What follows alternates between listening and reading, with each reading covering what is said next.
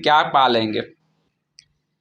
तो चमत्कार जो होगा, वो शक्तियाँ जो हमें, सिद्धियाँ जो मिलेगी, उस सिद्धियों का इस्तेमाल हमें परमात्मा से जुड़े रहने के लिए, दूसरों की भलाई के लिए करना होता है, ना कि किसी का इससे अहित करना, ना ही बुराई करना। बुराई नहीं करना है इस शक्ति का उपयोग करके। अगर बुराई करेंगे तो फिर से हमारी चक्र जो है वो नीचे की तरफ चला जाएगा और हम फिर से इस दुनिया में फंस जाएंगे। और फंसने के बाद ये दुनिया फिर से हमें दोबारा जन्म लेना पड़ेगा और दुख के चक्कर में फिर से पड़ के फिर से मोह माया में ग्रसित हो जाएंगे। फिर से हमें चेतनाओं को जागृत करना पड़ेगा और फिर से हमें दोबारा उसी लेवल से उठना पड़ेगा। तो ये जो हमारा प्रयास है ये विफलता की ओर ले जाएगा, जिसके कारण जो है हम इस अपने परम तत्व को, हमारा जो जीवन का उद्देश्य है परमात्म तत्व को प्राप्त करना, वो नहीं कर पाएंगे। इसीलिए जो परम ज्ञानी व्यक्ति होते हैं, परम योगी होते हैं, वो सांसारिक बंधनों में नहीं पड़ना चाहते। वो परमात्मा का ही ध्यान करते हैं, जो उनसे सिद्धियां मिलती है लोगों की उससे भलाई करते हैं, बाकी और सब कुछ ईश्वर पे सौंप देते हैं।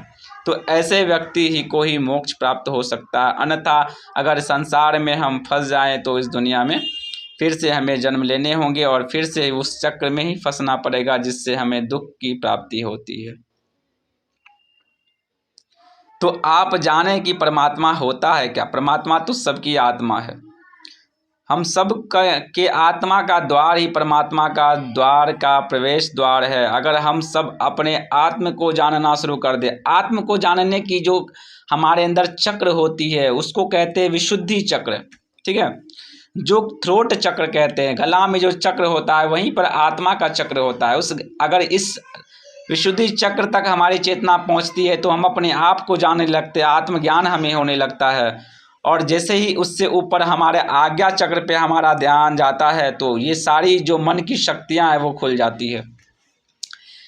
उसके बाद जो है हम सहस्त्रार चक्र पे पहुंचते हैं, जो सीधे सीधे हमारे जो है ब्रेन के बीच में होता है, जिसको हम लोग वैज्ञानिक भाषा में क्या कहते हैं, हाइपोथैलेमस ग्रंथि। और जो पिट्यूटरी ग्लैंड्स होता है उसको ही हम लोग क्या कहते हैं, आज्ञा चक्र, जो कि हमारे गर्दन के पीछे थोड़े से ऊपर की दिशा में होता है, ठीक है। तो ये चीज़ खुल जाने के बाद इस पे हम नियंत्रण स्थापित कर लेने के बाद, संतुलन स्थापित कर लेने के बाद हमारी जो चेतना होती है वो सर्वोच्च लेवल पे पहुंच जाती है, परमानंद की अवस्था प्राप्त कर लेती है, सतचित आनंद की अवस्था हम प्राप्त कर लेते हैं। और दुनिया में हम जो कुछ भी चीज़ प्राप्त करना चाहते हैं वो सारा सिद्धियाँ, सारा सफलताएं हमें हमारे कदमों में आने लगती है। तो ये है योग का नियम। इतना ही मैं कहकर आज का विषय मैं आज का रखता हूँ, और दोबारा जब विषय की शुरुआत करूँगा तो आप सबको आगे के बारे में बताऊँगा, है ना।